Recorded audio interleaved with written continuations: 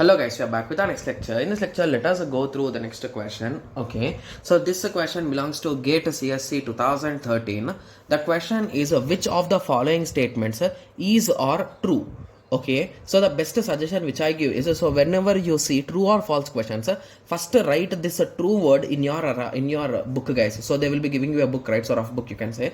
So in the scribble pad they will be calling it, but I will be calling it as a rough book. So you need to write it in it, guys, because you should not confuse, right? Yes. So write it down. Is the true spelling correct, guys? Anyway, let it be. So we are trying to find true. Okay, so now the options are in between P and Q, so write P and Q and you write true or false here, guys. So in that way it will reduce your confusions. Okay, yes. So number of odd degree is even. Okay, so I think they are talking with respect to undirected graph, right? Yes. So whenever you are solving these type of problems, read options and draw some examples, guys.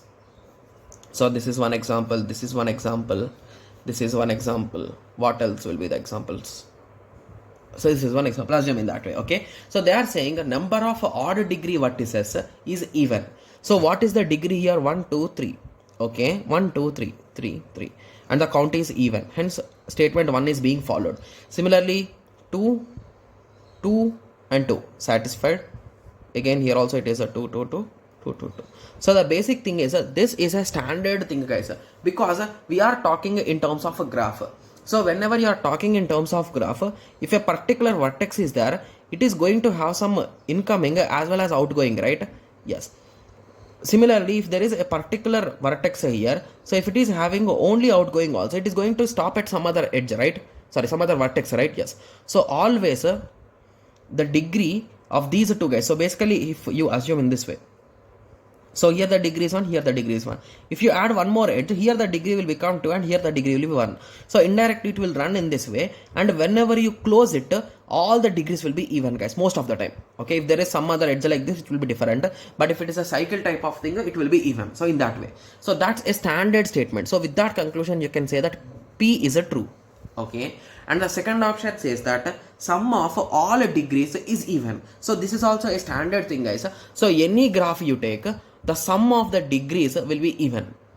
Okay, so the main reason why is because if you are even having some odd degrees, their count will be even. So that is the main reason why the end result will be even. So this is also true.